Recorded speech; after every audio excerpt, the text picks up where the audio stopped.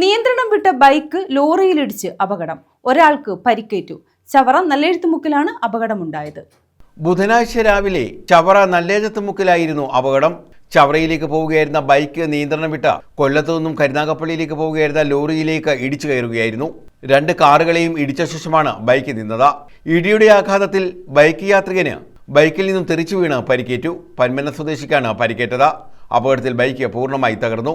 സമീപത്തെ ഓട്ടോറിക്ഷ തൊഴിലാളികൾ വിവരമറിയിച്ചതിനെ തുടർന്ന് ആംബുലൻസ് എത്തിയാണ് ഇദ്ദേഹത്തെ ആശുപത്രിയിൽ പ്രവേശിപ്പിച്ചത്. ഇവിടുത്തെ ഈ സൗണ്ട് നിരന്തരം സൗണ്ട് ആയതുകൊണ്ട് ആരും അങ്ങനെ ശ്രദ്ധിക്കാറില്ല. കാരണം പെട്ടെന്നൊരു ഈ സൗണ്ട് നമ്മൾ നിരന്തരം കേൾക്കുന്നുണ്ട്, നമുക്കൊരു അറിയപ്പെടാത്ത ഒരു സാഹചര്യം മാറിയിരിക്കുകയാണ്. ശ്രദ്ധിക്കേണ്ട കാര്യമില്ല.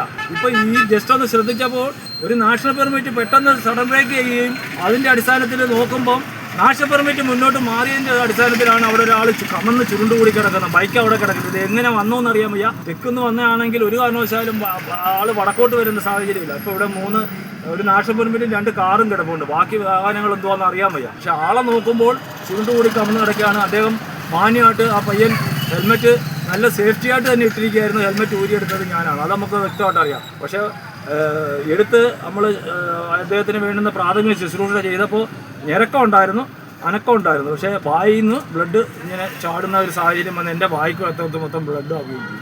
പ്രദേശത്ത് നിരന്തരം അപകടമുണ്ടാകുന്നുവെന്ന് പ്രദേശവാസികൾ പറഞ്ഞു. ചവറ പോലീസ് മേൽ നടപടികൾ സ്വീകരിച്ചു. News bureau, Chavara.